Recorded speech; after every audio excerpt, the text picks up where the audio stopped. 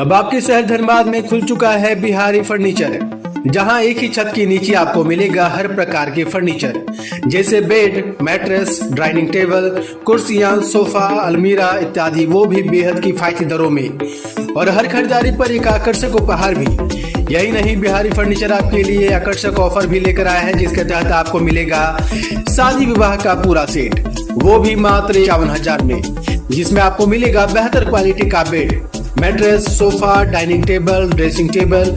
तो देर किस बात की, अभी आए हमारे बिहारी फर्नीचर शोरूम। हमारा पता है बिहारी फर्नीचर, नियर गुलमोहर रिजॉर्ट, गोविंदपुर, धनबाद। हमारा पिन है 828109। आप हमें मोबाइल संख्या 9142457078 पर भी संपर्क कर सकते हैं।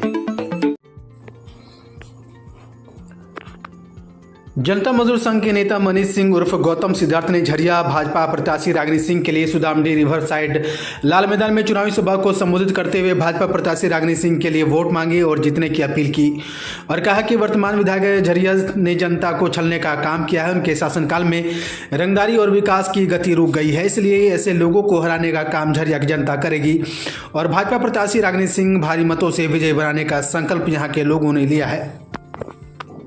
कार्य होता है उसमें अभी क्या है कि थोड़ा हम लोग हैंड्स कम है, तो ऑफिस का भी काम देखना पड़ता है और क्षेत्र का भी काम मैं देख रहा हूँ, थोड़ा सा प्रेशर और लोड ज़्यादा बढ़ गया है।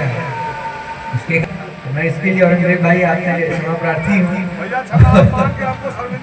है, उसके लिए थोड़ा बहुत इधर उधर होने से भी आपका जो मन है, आपका जो विचार है, वो इधर उधर होने वाला नहीं है। हम लोग का मन प्रतिनिधि चुना गया था, वो परिस्थितिवश चुना गया था, परिस्थिति के कारण किसी कारणवश उनको जनप्रतिनिधि यहाँ पर चुना गया था।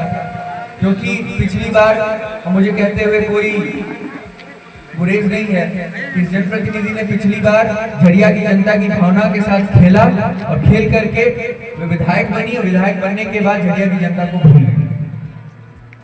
वे लोगों के बीच में जाती थी, 2019 का चुनाव हमें याद है, लोगों के बीच में जाती थी और कहती थी कि भाई हमारे साथ नाइंसाफी हुई, आप लोग इसका इंसाफ करिए।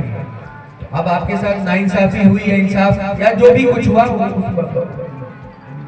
सारी चीजें आपके सामने हैं। एक आदमी पिछले 7 वर्षों से जेल में बिना किसी दोष के है और ये कहती है कि नाइंसाफी हुई। चलिए 1 मिनट के लिए झरिया की जनता ने मान लिया कि लोगों का शोषण करना, दोहन करना, लोगों से फायदा लेना, लोगों को इस्तेमाल करना, एक लक्ष्य इनका ये है और दूसरा लक्ष्य ये है सिंह मेंशन परिवार को नेस्तनाबूद करना। सिर्फ इसी ध्येय को साधने के लिए, सिर्फ इसी लक्ष्य को साधने के लिए इन्होंने झरिया की जनता के सामने ढोंग किया और ढोंग करने के बाद जब सत्ता उनके हाथ में मिली तो उन्होंने 5 वर्षों तक बिना रुके, बिना थके, मैं कहना चाहता हूं कि इस जनप्रतिनिधि ने 5 वर्षों तक बिना रुके, बिना थके झरिया की जनता का शोषण किया, झरिया के व्यापारियों का शोषण किया और हमारे परिवार को किस तरह से नीचे दिखाया जा सके, हमारे परिवार को कैसे कुचला जा सके, दबाया जा सके, इसके ऊपर काम किया। जबकि जनप्रतिनिधि इनको चुना गया था जनता की सेवा करने के लिए। जनप्रतिनिधि जो होता है वो जनता का सेवक होता है, जनता का शासक नहीं होता है। जनप्रतिनिधि चुने जाने के बाद अपने आप को सेवक समझने से ज्यादा इन लोगों ने जनता का शासक चुना, शासक समझा, शासन किया। इन्होंने 5 सालों तक झरिया की जनता की सेवा नहीं की, इन्होंने 5 सालों तक झरिया की जनता के ऊपर शासन किया है।